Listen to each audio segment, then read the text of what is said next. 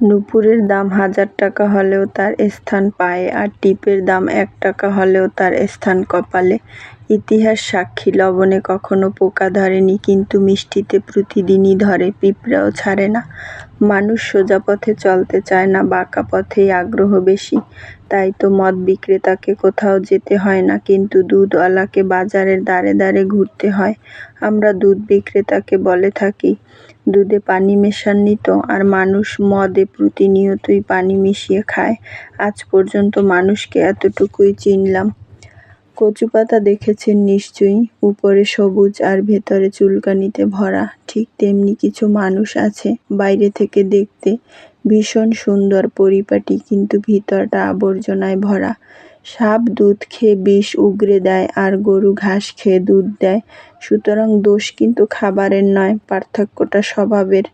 নিজের যোগ্যতা নিয়ে কখনো অহংকার করবেন না। মনে রাখবেন, পাথর কিন্তু নিজের ওজনের জন্যই পানিতে ডুবে যায়। কি আজব দুনিয়া, তাই না? জানেন, যার চোখে ঘুম আসে তার ভালো বিছানা নেই, আর যার ভালো বিছানা আছে তার চোখে ঘুমই নেই।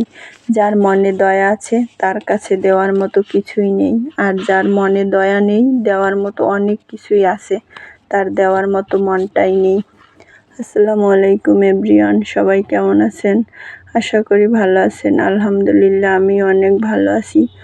তো আজকে আমার ছেলে মেয়ে বিরিয়ানি খেতে চাইছে, সেই জন্য গরুর মাংস দিয়ে বিরিয়ানি রান্না করলাম।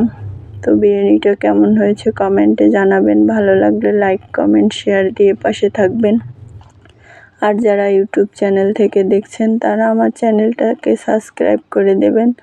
তো আমার বিরিয়ানি রান্না শেষ, আমি এখন সার্ভ করছি। তো আমার বিরিয়ানিটা কেমন হয়েছে সার্ভ করা কমেন্টে জানাবেন। ধন্যবাদ।